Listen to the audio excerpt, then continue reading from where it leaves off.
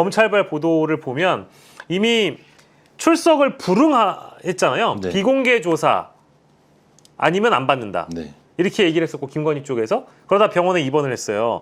근데 검찰 쪽에서는 지금 3차 출석 요구서를 김건희 측에 발송을 했다고 오늘 단독 보도가 나왔더라고요. 네, 네. 그러면 이제 할 만큼 한 거잖아요. 네. 체포하면 됩니까? 그럼요. 체포 요건이 갖춰졌다고 봐야 되고요. 네. 근데 지금 이제 특검이 막 출범한 시기이기 때문에 검찰이 나서서 체포를 할 것 같지는 않잖아요. 네. 자기들이 어차피 이제 수사와 관련된 기록들을 다 이관해야 되는 입장이고 하니까 네. 특검이 출범하면서 바로 이제 최초 출석을 요구하면 예. 그거는 불응할 수가 없을 거야. 이거는 불응하면 체포다라는 거를 어. 모를 수가 없거든요. 네네. 예. 그러니까 사람들이 체포 요건과 관련된 것들을 고민을 할 때 체포는 결국 출석 불응과 관련되면 무조건 체포 요건이 갖춰지는 걸로 보기 때문에 예. 그럼 체포에서 또 구속으로 바로 연결되는 것이니까 예. 뭐 이제 곧 체포가 목전에 이르렀다고 봐야죠. 예.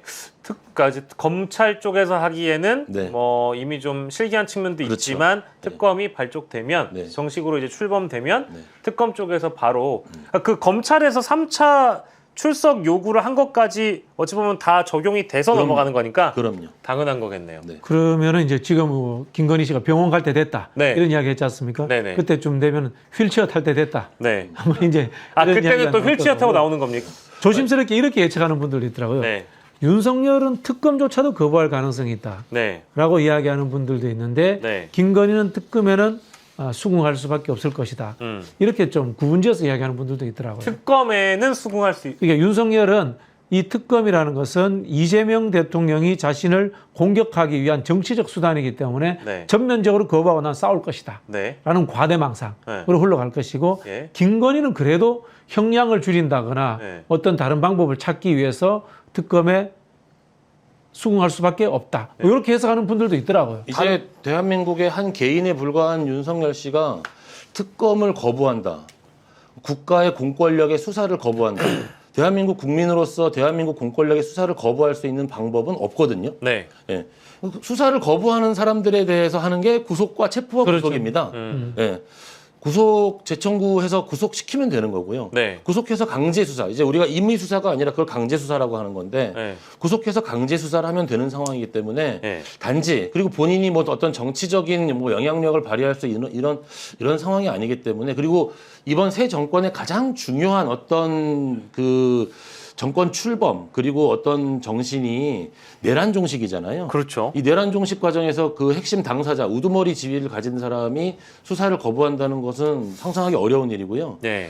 물론 거부하는 모습을 보인다 하면 네. 그것이 오히려 특검 입장에서는 구속을 하고 수사를 함에 있어서 오히려 더 국민들의 신뢰를 얻을 수 있는 오히려 편한 방법이 될 수도 있어요. 예. 네. 자기 무덤을 파는 거죠. 네. 어쨌든 윤석열, 김건희, 이 윤건희가 공통점이 뭐냐면 김건희는 비공개 조사만 노래하다가 지난주 토요일에 뭐 MBN 보도로는 특검 조사엔 응할 수 있을 것처럼 김건희 측에서 내용이 흘려진 게 보도가 됐고 뭐 근데 이건 김건희가 직접 얘기한 게 아니니까 그 보도로만 진위를 확인할 수 없을 것 같고요. 다만 검찰 쪽에서 오늘 이제 3차 출석 요구를 했기 때문에 할 만큼 한 거고. 근데 윤석열의 경우에도 이번에 그 비화폰 서버 삭제 지시를 했다거나 네네. 했던 부분이 있잖아요. 이제 증거인멸 교사 행위 관련돼 가지고 그리고 체포영장 집행을 막은 것, 공무집행 방해 혐의 이걸로 이제 경찰이 입건을 했고 출석 요구를 3번이나 또 경찰 쪽에 동일하게 했거든요. 근데 오늘도 윤석열은 불출석 사유서 이런 것들을 이미 발표를 했어요. 근데 부적법하다라는 겁니다. 네. 경찰의 수사와 공수처의 수사가. 이건 또 어떻게 봐야 될까요? 아니 불출석 사유가 부적법한 것 같은데요. 네, 그 본인이 지금 이제 막 돌아다니고 이런 사진들이 지금 국민들한테 자꾸 이제 노출되고 하는데 네. 그 불출석이라는 건 결국 이번 수사와 관련돼 가지고 자기가 무슨 정치적 피해자인 것처럼 이제 그 포장을 하고 있는 건데요. 네. 이거는 이미 대한민국 이거는 뭐 어떤 한 개인의 견해가 아니고요. 예. 대한민국의 헌법재판소에서 공적인 가장 그 공신력 있는 결정문에서 그 내란 행위에 대해서 예. 내란 죄다라는 판단만 법원으로 넘겼을 뿐이지 예. 이 내란 행위가 왜 파면 사유에 이르는지에 대해서는 이미 국민들에게 최대한 설득을 하기 위한 문장으로 다 나와 있잖아요. 네네. 그런 것들을 부인하는 내용이기 때문에 그런 불출석 사유서 같은 것들은 절대 인정할 수 없는 문제고 네. 저는 반드시 뭐 오늘 그 얘기가 자꾸 나오는데 예. 특검 출범은 구속영장 재청구부터 시작된다고 전 그렇게 해야 된다고 봅니다. 예, 이제 그래야 시원하죠. 예. 국민들이. 예. 그래야 이제 특검의 어찌 보면 수사의 의지를 다시 한번 또 보여주는. 네. 이분들이 구속 요건과 관련돼 가지고도 자꾸 이런 요건들을 충족시키고 있는데 제가 어떤 글을 봤더니 네. 그 김건희 씨가 그 아산병원에 입원한 것이 과연 입원 요건은 충족했느냐 네. 뭐 이런 이야기를 하시더라고요. 우울증 이야기를 했는데 그럼 아산병원은 우울증 환자들을 그럼 입원으로 받아줄 것이냐? 네. 우울증과 관련된 입원 요건이 있는데 그것도 아마 충족되지 못한 상태인 것 같다. 네. 이분들이 뭔가 정해진 것들을 전혀 지킬 의지가 없는 분들이다. 네. 뭐 그 정도 이야기. 뭐 이제 뭐 당연히 좀 예상했던 코스이긴 한데 뭐 저희가 어제 일부 다루긴 했습니다만 이게 우울증이라고 지금 얘기를 했어요. 네네. 근데 원래 이런 식으로 뭐랄까 이 병명 자체를 스스로 그쪽에서 밝히는 경우는 저는 일단 뭐 처음 보긴 했던 것 같아요. 왜냐하면 이런 거 다 함구하거나 하거든요. 근데 뭐 물론 아산병원 쪽에 진료 기록이 있었다고 하더라도 네네. 뭐 아까 얘기하셨던 입원 요건에 네. 해당하는 경우라고 하더라도 취식을 거부해서 강제로 음식을 주입해야 한다라든지 예. 아니면 우울증과 관련된 주변 환경이 그 치료가 불가능한 네네네. 어떤 상황이라든지 그 정신과 진료하시는 분들 이야기를 들어보니까 네. 우울증과 관련해서 입원에 대한 요건들이 있는 것이고 네. 그렇게 입원 기간을 길게도 안 잡는다는 거예요. 그래서 만약에 아산병원이 우울증을 가지고 이런 식으로 입원 기간이 만약에 길어진다면 그 병원의 공신력과 관련된 문제도 생길 거라고 하시더라고요. 아 근데 진짜 저도 그 말씀 딱 듣고 나니까 김용남 김용남 전 의원은 이런 얘기를 또 하셨다고 하네. 김건희 우울증 입원에 대해서는 진짜 위험하면 1급 보안시설로 옮기시면 된다. 네, 그게 이제 구치소를 뜻하는 그죠, 거죠. 그죠. 네네. 구치소. 예, 제일 안전한 데니까. 예. 제가 이제 극우 유튜버한테 들었습니다. 이게 사실인지 아닌지 모르겠는데 김건희가 이제 조금 우울하고 상황이 안 좋으면 식사를 잘 못한대요. 예. 근데 윤석열이 옆에서 엄청나게 먹는데 아, 그게 상황이 더 우울하대. 아내는 아예 먹지를 못하는데 네네. 남편은 너무 잘 먹는다고요? 네네네네. 그것도 눈치 없다. 그래서 격리해야 되지 않냐 뭐 이런 이야기를 그거 유튜브 한 사람 이야기 네. 믿거나 말거나 믿거나 말거나 진짜 아이고 네. 참 슬픈 이야기인데 참 이렇게 전달해서 죄송합니다. 아이고야. 윤석열 씨가 네. 그 각종 이번 그 작년 이제 비상계엄 이후에 했던 그 모든 행동들에 대해서 제가 굉장히 좀 이렇게 법적인 관점에서 봤을 때도 네. 비판할 점이 있다고 보지만 그렇게 계속 먹는 그 부분은 제가 비판을 하기가 좀 어려울 것 같습니다.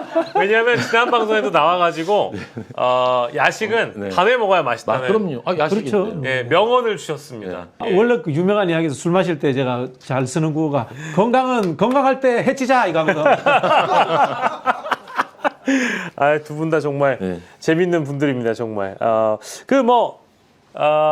대면 조사 의지는 민중기 특검에게도 있는 걸로 오늘 확인이 된 것 같아요. 뭐 대면 네. 조사가 이루어질 거로 생각한다라는 얘기는 뭐 민중기 특검 쪽에서도 당연 김건희 특검 쪽에서도 김건희가 뭐 입원하든 말든지 간에 대면 조사가 원칙 아니냐 이제 이런 입장으로 봐야 되겠죠. 그렇죠. 네. 이제 우리 형사 증거와 관련돼 가지고 네. 우리가 수집된 증거들에 대해서 당사자 인부라는 게 있거든요. 예. 그 인부 과정도 필요한 것이고 그리고 이제 재판 과정에서 본인이 지금 현재 형사소송법상으로는 재판 과정에서 뭐 내용 부인이라든지 이런 게 가능하긴 하지만 네. 그래도 그 수사 과정에서의 어떤 그 피의자 신문 조서 예. 이런 것들은 굉장히 중요한 의미를 가지거든요. 네. 증거로 인정됐을 때 그 재판에 현출되는 증거로 다 기록이 되는 거기 때문에 그런 어떤 김건희 씨에 대한 특검을 하기 위해서는 당연히 대면 조사를 통한 그런 증거와 관련된 수집이 필수적이라고. 근데 뭐 오늘 저희가 잠깐 얘기 나눴던 뭐 그런 녹취 새롭게 나왔다는 네. 검찰의 녹취 파일도 다 옮겨가는 거잖아요. 그렇죠.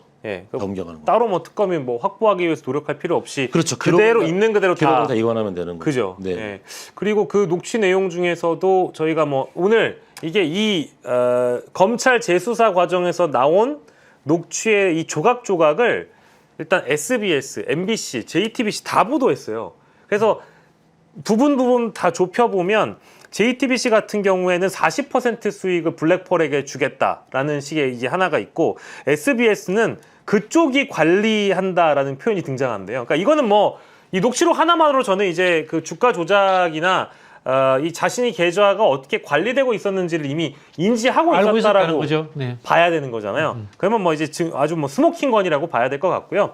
이 사안은 여기서 우리가 정리한다고 하더라도 민중위 특검 쪽에서 또 보고 있는 의혹이 또 다른 게 있다라고 하면 이 코바나 컨텐츠 이제 각 기업들이 뇌물성으로 협찬했던 의혹이 또 있거든요. 이런 것들도 인사청문회 당시에 이제 윤석열이 검찰총장 후보자로 지명돼서 나왔을 때도 이 내용이 꾸준히 나왔던 건데 이런 것들도 함께 이제 들여다 볼 가능성이 높겠죠. 그래야죠. 그것뿐만이 아니라 뭐 캄보디아 가서 뭐 그 이제 형식적인 어떤 네. 사진을 찍고 뭐 그런 것들 하면서도 뭐 통일교 관련된 의혹도 있고 공적개발 원조 사업이 네, 예산을 네, 네. 어마어마하게 ODA 몇백억 때렸으니까. 그렇죠. ODA 관련해 가지고도 있고 지금 뭐 전직 대통령의 그 자녀의 사위가 지금 취업한 게 뇌물이다 뭐 이런 식으로 지금 검찰이 구성하고 있을 정도인데 사실 그런 식으로 돈이 흘러간 부분에 대해서는 이게 다 범죄 혐의가 있는 거거든요. 그런 부분들이 다 하나하나 밝혀져야 되는 거고. 네. 예. 뭐 그렇게 생각하고 있습니다. 근데 이게 아마 범죄 만물백화점일 거예요. 다 나올 거라고 봅니다. 저는 김건희 일가가 예전부터 범죄를 저질러 왔고 윤석열이 지청장 시절, 지검장 시절 네. 그때부터 계속해서 이걸 무마해 오지 않았나. 네. 10년도 넘게 진행된 사건이었다 이렇게 보기 때문에 예. 이거는요 단순히 김건희가 영부인 시절에 저지른 죄 윤석열이 대통령 시절에 저지른 죄가 아니라 네. 두 사람의 인생 일대기를 파헤치는 정기적 관점에서 저는 접근해야 되지 않나. 전기적 관점. 예, 이런 생각이 듭니다, 진짜. 뭐 고속도로가 돌아가고 뭐 정말 여러 가지 의혹들이 많이 있잖아요. 예. 예. 아마 그 제가 알기로는 어떤 유명하신 작가님께서 김건희 평전을 누가 쓰고 계신다는 얘기를 야, 재밌겠다. 들었거든요. 네. 근데 평전을 열심히 지금 썼잖아요. 네. 쓰다가도 지금 현재 특검 결과가 안 나와서 음. 이 결과까지 넣어서 평전에 써야 되면 시간이 좀 더디게 걸리는 거 아닌가 싶기도 하고 갑자기 생각 들었어요. OTT로 히트 치겠는데요. 그러니까 아니 실제로 뭐 그런 평전이 집필 과정이 있다라고 합니다. 좀만 기다리시면 아마 나올 것 같고 저는 그런 생각도 좀 들어요. 그러니까 그 김건희 특검의 혐의가 지금 16개 된다고 하잖아요. 근데 이 16개 혐의 중에 아까 캄보디아 건 같은 경우에는 해외를 한번 거치고 국내로 들어오거나 아니면 국내에 있는 혹시나 김건희와 최은순, 윤석열의 자본이 해외로 빠져나갔다거나 이런 식의 정황이 있을 수도 있잖아요. 그러면 그런 수사는 좀 어렵지 않습니까? 시간이 오래 걸리지 않나요? 근데 그게 네. 과거 이제 MB 정부 시절에 그런 소문이 많이 나왔어요. 네. 뭐 바하마 제도에 페이퍼 컴퍼니 만들어 가지고 한국 유수 정유 회사에 그러니까 그런 경우죠. 미국 네. 지분을 우회해서 받아갔다라는 이야기가 있었는데 MB 정부 때 나왔던 이야기들은 이른바 실력 있는 사람들의 비리고 네. 이분들은 거의 그 동네 전방 수준의 비리 수준이어서 예. 저는 웬만하면 다 나올 것 같아요. 그리 어렵지는 않을 것이다. 네. 16개 혐의 중에 뭐 저희가 다 언급할 수는 없는데 아까 이제 그 김정환 변호사께서 말씀 주신 부분들 중에 이거는 수사가 이런 대목들은 좀 수사가 어렵거나 난망할 것 같다라는 대목도 좀 보이십니까? 수사가 그 당연히 쉽지는 않죠. 네. 이제 그 김건희 씨 특검 같은 경우에 과거에 본인이 했던 뭐 주가와 관련된 문제라든지 여러 가지를 다 파헤치기 쉽지 않을 텐데 네. 그래서 이번에 특검 그럼 다시 바꿔서 생각을 하면 그래서 이번에 특검을 상설 특검이 아니라 일반 특검으로 진행을 한 게 그만큼 네. 수사 인력을 더 보강하고 그만큼 날짜를 조금 더 연장할 수 있도록 일반 특검이 출범을 한 거거든요. 네. 그러니까 우리가 만약에 우리가 그 상설 특검과 일반 특검을 잠깐 구별해 드리면 네. 우리가 특검과 그러니까 검찰이 수사하는 것에 대한 불신에서 시작한 특검에 대해서 예. 상설 특검이라 그래가지고 특별 검사를 임명해서 수사를 할 수 있도록 제도는 만들어 놨지만 예. 이 제도는 이제 검사부가 최대한 5명 정도까지밖에 안 되고 시간도 20일, 60일 이렇게 짧게 정해놨단 말이에요. 예. 이번 특검이 출범한 이유가 바로 그런 어려운 부분의 수사까지도 꼼꼼하게 해라. 인력과 기간을 연장한 특검이기 때문에 예. 그런 부분에 대해서는 이제 이 방송을 들으시는 분들이 조금 염려를 놓으시고 일단은 특검을 믿고 또 특검은 우리에게 많은 것들을 공개하면서 보여주고 이렇게 진행이 돼야 된다고 생각을 하는 거죠. 예.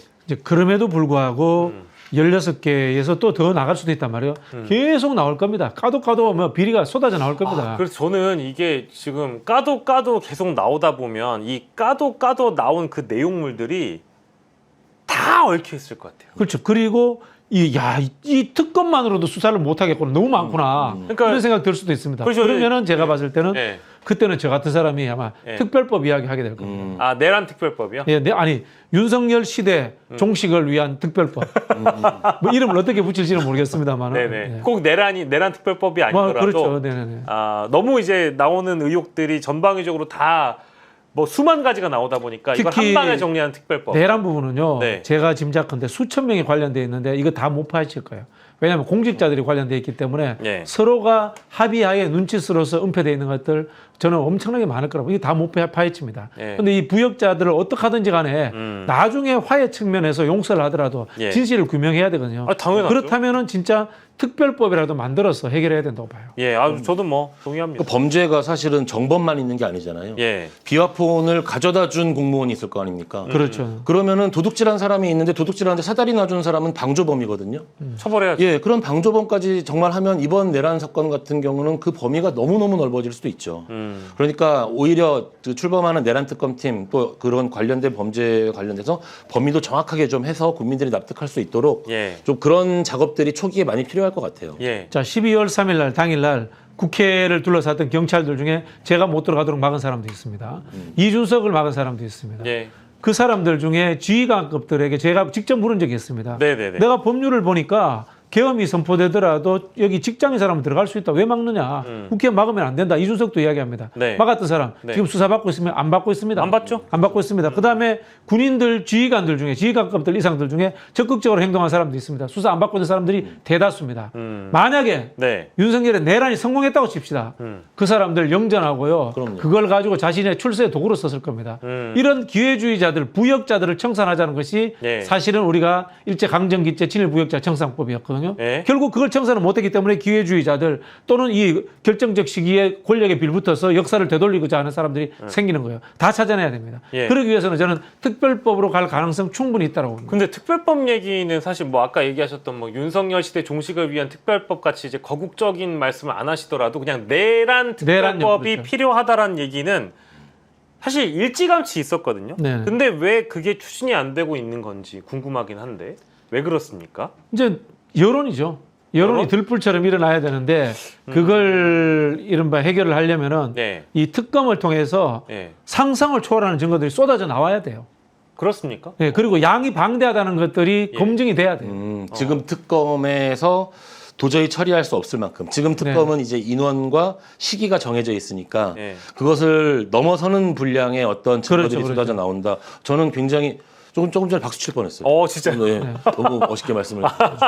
예. 아니 근데 감사합니다. 예. 아니 근데 기본적으로 내란 특별법이 만약에 존재했다라고 한다면 최근에 우리가 뭐 어제만 하더라도 굉장히 국민들을 분노하게 만들었던 김용현 조건부 보석 거부 이런 희한한 사태가 생기면 네네. 내란 종사범이나 내란범들은 기본적으로 우리 법률에 담겨 있는 뭐 구속 기간이라든지 이런 거에 대해서 6개월을 두지 않는다 이런 것도 사실 특별법에 담을 수 있는 거잖아요. 담을 수는 있는데 네. 그렇게 되면 그 내용에 관련돼 가지고 특별법 우선 적용이 되는 건 맞지만 구속과 관련된 최초 구속 시의 신뢰 보호와 관련된 문제가 있어 가지고 네.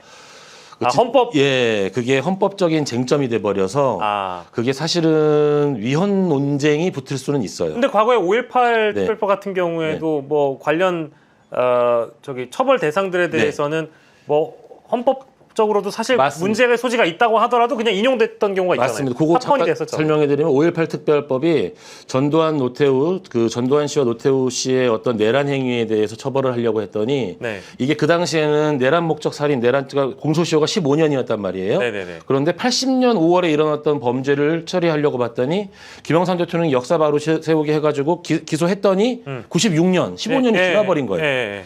그러니까 이 공소시효를 연장하는 법안을 만드는 것이 가능하냐? 네. 에서 실제로는 헌법재판관 9명 중에 5명이 이걸 위헌이라 그랬거든요. 아이고. 예, 예. 5명이 위헌이라 그랬고 예. 이제 아까 4명이 위헌이라고 네. 했죠. 네네. 근데 5명이 6명이 위헌이 안 돼가 예. 5명이다. 그러니까 네네.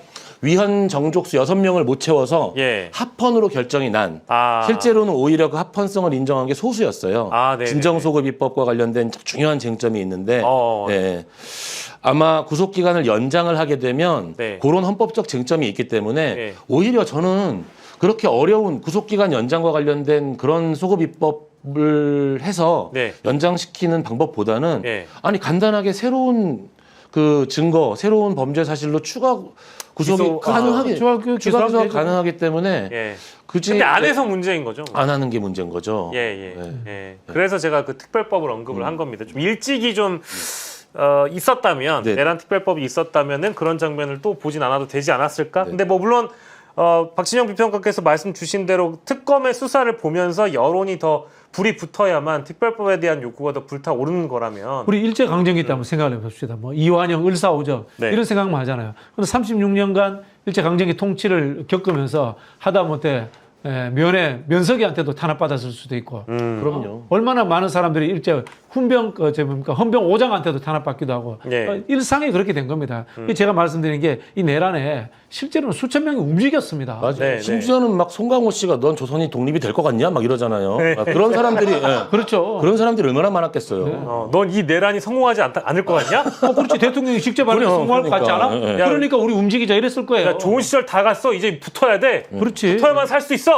아니 전두환 노태우 봐 쿠데타 해가지고 그래. 장군 되고 대통령 되잖아. 우리도 지금 여기서 장군 진급하고 그렇죠. 저기 장관하고 국회의원 될 수 있어 이런 생각 할 수 있어요. 성공한 쿠데타는 처벌하지 않아, 얘들아. 그렇죠. 네. 그렇게 생각했겠죠. 줄을 서라. 그렇지. 정말 역스럽네요. 네. 근데 잠깐 그걸 못 짚었는데 그 비화폰 관련해서 지금 이제 김건희가 민정수석과 통화를 했고 이제 민정수석은 또 심우정이랑 통화를 했고 뭐 이런 거 지금 다 나왔잖아요. 네, 네. 근데 이 사건은 그러니까 김건희 특검으로 가야 되는 거죠. 만약에 비화폰 관련돼 가지고 수사를 한다고 하면 먼저 문을 열 특검은 어딥니까? 내란 특검은 아닐 것 같고 김건희 특검인가요? 아니 저는 내란 특검도 가능하다고 보지요. 그런 네네. 행위와 관련된 거는 어떤 특정한 한 행위가 하나의 범죄에만 해당되는 게 아니거든요. 네네네. 예, 어떤 행위가 동시에 여러 가지의 범죄 구성 요건을 충족하는 경우에는 다 그 범죄가 성립하는 것이기 때문에 네. 저는 김건희 특검은 물론이고 내란 특검에서 오히려 이 비화폰을 정확하게 밝혀내야 된다고 생각합니다. 비화폰 부분은 내란 특검에서 더 네네네. 다루는 게 좋고. 만날 수밖에 없죠. 김건희 특검도 다루는 거고. 그렇죠. 만날 수밖에 없죠. 시작은 보면 이거 아닙니까? 김건희 도이치모터스 수사 과정 시점이잖아요. 그렇죠, 그렇죠. 그때 김수영과 통화했고 그러면은 그때 법무부 장관이 이원석 총장이죠. 이원석 총장한테 무슨 이야기를 했는데 이원석 총장이 받아들이지 않아요. 네. 보면은 이게 정식 루트지 않습니까? 네. 안 받아들였다 그러면 김수현 민정수석은 김주현 민정수석은 김건희와 통화하고 난 이후에 서울중앙지검의 개통을 무시하고 직접적으로 연락했을 가능성이 높지 않습니까? 네. 그렇게 우리 다 추론하고 있잖아요. 그렇다면은 이게 비화폰이 이게 김건희 도이치모터스에 이용이 됐단 말이야. 근데 그 뒤에 가보면은 네. 심우정 총장 때 보면은 또 김주현하고 또 통화를 합니다. 비화폰으로. 네. 그리고 그때 12월 3일 날 내란 때 검찰 포렌식 전문가가 성관이 출동했다라는 보도가 나왔습니다. 네. 그러면은 김주현하고 심우정하고 통화하는 와중에서 심우정의 오다를 받고 전문가들이 갔다라고 우리가 상상할 수 있잖아요. 네네. 그렇지 않습니까? 그럼 내란으로까지 이어지는 거예요. 예. 그리고 나중에 보면은 비화폰 서버를 검찰이 압수수색을 제대로 안 해. 그리고 김성훈을 구속을 안 해. 왜 안 했을까? 심우정이 비화폰을 갖고 있었으니까 비화폰 서버를 가지고 수사해서 자료가 다 공개돼 버리면은 심우정과 검찰들이 내란에 어떤 역할을 했는지 드러날 수 있다. 예. 우리 이렇게 추론할 수 있는 거잖아요. 그러면 뭐 비화폰이 다 터뜨리는 거죠. 비화폰이 진짜 핵심적인 증거이고 비화폰 서버에 담겨 있는 이런 통화 내역들 이런 게 굉장히 중요해진 상황인데 김건희 특검이든 내란 특검이든 동시에 다 적용이 가능하다. 동시에 적용 이렇게 가능. 말씀드려야 될 것 같고. 상식적으로도 윤석열 씨는 본인의 마음의 고향이 검찰이잖아요. 네. 당연히 가장 중요한 어떤 문제들 그리고 이후에 자신의 뭐 어떤 비상계엄과 관련된 뭐 진행부터 시작을 해가지고 이후에 자기의 처신들을 누구랑 논의했겠습니까? 당연히 검찰의 수뇌부랑 이야기할 수밖에 없는 상황이었다고 생각을 하거든요. 네. 비상계엄과 관련된 그래서 제가 아까 방송 초반에 심우정 검찰총장에 대한 구속이라든지 어떤 그런 부분들에 대해서 네. 특검이 빠르게 결단을 해야 된다. 예. 네. 저는 뭐 기세 싸움이라고 생각해서 네네. 좀 속도전이라고 생각하고 특검이 아무튼 이 내란 특검이든 김건희 특검이든지 간에 정식으로 아무튼 출발이 되는 대로 재구속 혹은 구속 다 검토를 해달라는 말씀 좀 드리면서 이 심우정의 경우에는 아까 우리 김건희 특검 얘기했는데 내란 특검의 관점으로 보면 뒤처리 담당인 거죠? 일종의 그렇다고 볼 수도 있죠. 네. 그 관련된 이제 내란 이후 12월 3일 이후 4일, 5일 지나가는 과정에서도 예. 분명히 이후에 자신의 처신과 관련돼 가지고 이제 어떤 방식으로 특히 공수처와의 어떤 관할 문제라든지 이런 것들이 있었을 때 적극적으로 아마 윤석열 전 대통령 측을 이제 옹호하는 어떤 논리를 구성을 했을 거라고 보입니다. 예. 심우정은 또 그 부분도 있어요. 인천 세관 마약 사건 문제. 예, 그렇죠. 거기도 연관성이 있다고 봐야 됩니다. 그러니까 이게요. 그 심우정이 비화폰을 인계받았다라는 표현이 나오더라고요. 그러니까 누구한테 인계를 받았는지 봤더니 이원석 검찰총장한테 인계를 받았다고 중앙일보 보도에 나와요. 그러면 이야. 심우정이 검찰총장으로서 비화폰을 첫 번째 지급받은 총장이 아니었던 거예요. 이원석부터 받았다라는 게 되거든요. 근데 이원석이 또 실제 얼마나 썼는지는 잘 모르겠어요. 근데 이원석 검찰의 수뇌부 중에 이원석이나 심우정 같은 총장만 쓴 게 아니라 생각해보면 김용현이 그 새벽에 검찰에 일찍이 자진 출석해서 내란과 관련돼서 조사받으러 갔을 때 누구와 통화했냐? 이진동 대검차장이 비화폰으로 통화했어요. 그러면 검찰의 수뇌부 라인 중에 도대체 비화폰을 어디까지 지급을 했는지도 전 궁금하고 이게 언제부터 지급이 됐는지도 지금 알려진 게 없거든요. 이게 어떻게 추론할 수 있겠습니까? 광범위한 통치 행위로서 지급을 했다라고 추론이 되는 거고요. 그럼 어떻게 되느냐면은 이 내란 과정에서 우리가 하드웨어에 해당되는 군은 지금 웬만한 사람들이 다 지휘관급들이 다 잡혀 들어왔어요. 네. 근데 실제로 내란을 하려면 소프트웨어가 있어야 되잖아요. 그렇지 않습니까? 법률적 검토도 해야 되고요. 뭐 그렇죠. 그다음에 또 더 나아가서는 정치적 검토도 해야 됩니다. 네. 국보위를 만든다, 예산을 태운다, 네. 최상목에게 뭐를 시키고 누군가에게 행안부 장관에게 뭐 시키고 소방청장에게 뭐 시키고 그거 누가 기획했을까요? 저는 이거는 군인들 머리에서 안 나와요. 김용현 머리에서 나올 수 있는 게 아니에요. 법률가의 머리에서 나왔을까요? 법률가 이상의 머리에서 나왔다고 봅니다. 정치 기획이 가능한 사람의 머리에서 나왔다고 봅니다. 쉽게 말하면 이거 아닙니까? 그 당시에 이 국무위원들에게 페이퍼 나눠줬잖아요. 네. 그 페이퍼 누가 만들었냐 이거야. 그 페이퍼 기획 누가 했냔 말이야. 이거 김용현이 썼을까요? 아닙니다. 이거 김주현이 썼을까요? 아니라고 봐요. 전 다른 사람이 있다고 봅니다. 다른 사람이 누구 있죠. 누굴까요? 정치 체제에 대해서 이해도가 있는 사람이 있는 거죠. 정치 체제에 대해서 이해도도 있지만 법률적인 이해도도 있는 사람. 근데 법률적인 이해도는 민정수석이라든 그런 사람 도움 받으면 도움은 당연히 되고 네. 어떤 직책을 갖고 있거나 어떤 공부 좀 한 사람이어야 돼요. 공부 좀 한 사람이요. 공부 제법 한 사람이어야 돼요. 도저히 저는 쉽게 말하면. 저는 공부를 안 한 사람이라 떠오르지가 않는데 아니 이미 우리 그 시청자들이 댓글로 많이 알고 전혀 언급되지 않는 김태효라고 막 지금 누가 댓글 달아주고 계신데 김태효? 김태효? 뭐 모르겠지만 어쨌든 그런 정치 시스템에 대한 이해도가 있는 사람이 있어야 돼요. 그러고 보니까 요즘에 김태효가 조용하긴 하죠. 언급이 아예 안 되긴 합니다. 그것도 사실인데 어쨌든 브레인이 있었을 것이다. 네. 예, 정치 체계 전반에 대한 이해도도 높고 법률적인 조언까지 받아서 이 내란을 설계한 사람이 있을 것이다라는 게 박진영 비평가님 윤석열 머리로는 말씀이시죠. 불가능해요. 불가능하다. 뭐 그거는 여기 계신 분들 다 동의할 거예요. 윤석열 머리로는 불가능하다.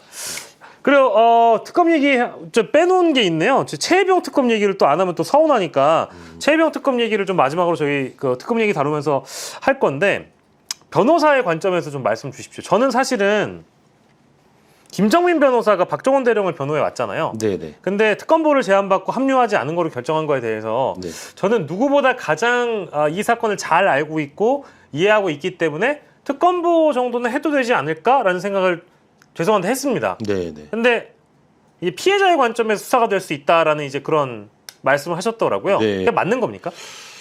굉장히 처신에 대해서 신중한 처신을 하신 거죠.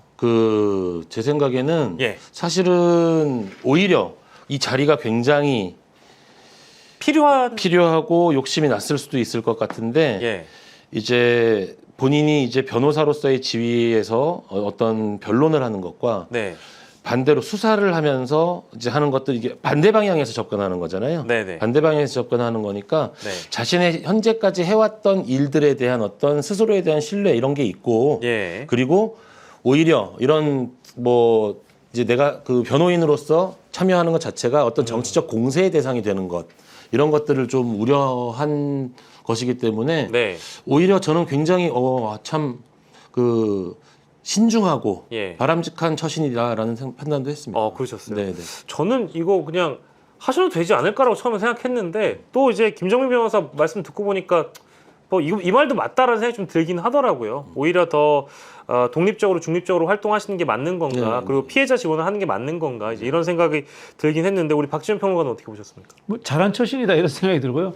저는 뭐 최혜병 특검은 생각보다 쉽게 진실이 규명될 수 있을 것이다. 그렇게 예측합니다. 네, 뭐 이제 기간도 제일 짧고, 네, 맞습니다. 네, 그죠? 그리고 인력도 제일 덜 들어가긴 했습니다만 가장 먼저 수사 결과가 나올 특검으로는 이제 최혜병 특검 많이 거론하는 것 같아요. 그리고 VIP 경로설에 대한 초점이 맞춰진 것 같습니다. 어쨌든 이 이명현 특검이 박정훈 대령의 변호인을 만나서 김정민 변호사를 만나서 VIP 경로설에 대해서 어쨌든 먼저 물어봤다고 하니까 결국에는 이명현 특별검사도 윤석열이 어쩌다가 경로했는지 실제 경로를 한 것은 맞는지 이제 이런 것들 확인해 나가는데 주안점을 두고 수사를 하겠죠. 뭐 경로를 너무 자주 하셔가지고 뭐 경로 자체에 대해서는 사람들이 이제 의심을 하지 않잖아요. 네. 근데 이제 이 최혜병 사건 같은 경우는 VIP 경로 이외에는 그 정황 자체가 설명이 안 되잖아요. 네. 예, 이미 한번 내렸던 명령이 다시 뭐 수거됐다가 다시 막 바뀌고 막 이런 여러 가지 것들이 VIP의 의중이 없이는 안 되는 거다라는 네. 건데 결국에는 그런데 경로했을 것이다를 가지고는 재판을 할 수가 없잖아요. 그렇죠. 모든 기소와 재판은 증거 재판주의이기 때문에 그럼 그 경로와 관련된 최소한의 증인이라도 확보를 해야 되는 것이고 이것이 어떤 최혜병 사건의 흐름에서는 그 흐름을 바꾼 터닝 포인트에 바로 그 VIP의 경로가 있다라는 네. 거기 때문에 이 경로에 대한 정황을 가장 정밀하게 수집하는 것이 이번 최혜병 사건에서의 또 수사의 핵심이잖아요. 네. 핵심되는 내용에 대해서 가장 먼저 물어본 가장 정상적인 저는 상황이라고 생각을 합니다. 뭐 이명현 특별검사는 이제 군에서 오랜 기간 군을 제일 잘 이해할 수 있는 인물로 이미 거론이 됐고 특별검사로 지명이 되셨기 때문에 이 사건에 대한 전반적인 이해도가 굉장히 높을 거라고 또 생각이 되고 여러 이제 행보들을 보니까 이제 이 관련 사건의 타임라인들 이제 세세하게 좀 따라가시면서 VIP 경로설에 좀 초점을 맞추려고 하시는 것 같습니다. 이 세 가지 특검에 대해서 저희가 좀 장시간 정리를 해봤는데 이 세 특검 중에 혹시나 우리 두 분께서는 제가 얘기했던 뭐 이명현 특별검사 그리고 민중기 특별검사, 조은석 특별검사 이 세 분에 대한 뭐 특별한 이야기라든지 아니면 뭐 관련 정보 같은 게 혹시 들어보신 적 있으십니까? 가요. 일단 뭐 조은석 대부분의 사람들이 네. 조은석 특검을 주목하라고 이야기를 하더라고요. 주목해라. 네, 아주 집요하고 실적을 잘 낸다. 집요하다고요? 예, 예. 예, 그리고 굉장히 욕심 있는 사람이다. 그 정도까지만 하겠습니다. 나쁜 얘기를 좀 하시려고 하다가 안 하시는 거죠? 저도 조은석 특검에 대해서는 여러 네. 가지 의혹이 제기되는 이야기들은 저도 들었어요. 예. 들었는데 네. 그 결국 어떤 제도든지 간에 예. 그 제도를 이끌어가는 사람이 어떤 사람인지가 중요한 건데 네. 지금 현재 입장에서는 일단 그 이 제도가 이렇게 어렵게 출범한 제도가 네. 겨우 정권이 바뀌고서야 겨우 정권 바뀐 첫 번째 법률로서 이렇게 출범한 제도가 네. 바로 어떤 특정인의 개인사 때문에 공격받는 거는 좀 바람직하지 않다고 생각하거든요. 네. 공격은 일단 최초 수사가 진행되면서 네. 수사가 진행되고 한 달, 두 달 어떤 성과를 내는지를 보고 그리고 이 특검에서 얼마나 공개적으로 얼마나 적극적으로 수사하는지를 보고 국민들이 워낙 그 눈과 귀를 열고 바라보고 있는 사건들이기 때문에 예. 그 이후에 해도 늦지 않다고 생각하는 입장입니다. 예, 뭐 성과와 결과를 보고 이제 판단하자는 말씀으로 저희가 이해를 하고 조은석 특검의 경우에는 우리 박진영 평론가님이 얘기해 주셨던 대목들이 정말 방송계에는 많이 돌아다니는 것 같아요. 저도 많이 들었던 것 같고 독하리만큼 수사를 하시는 분이라고 해서 정치권 인사들도 이분에게 수사를 받으신 분들이 굉장히 많이 있다고 제가 들었는데 좋든 싫든 간에 뭐 이 인물에 대한 수사는 뭐 어쨌든 대부분 인정하시는 것 같긴 하더라고요. 끝까지 한번 지켜보도록 하고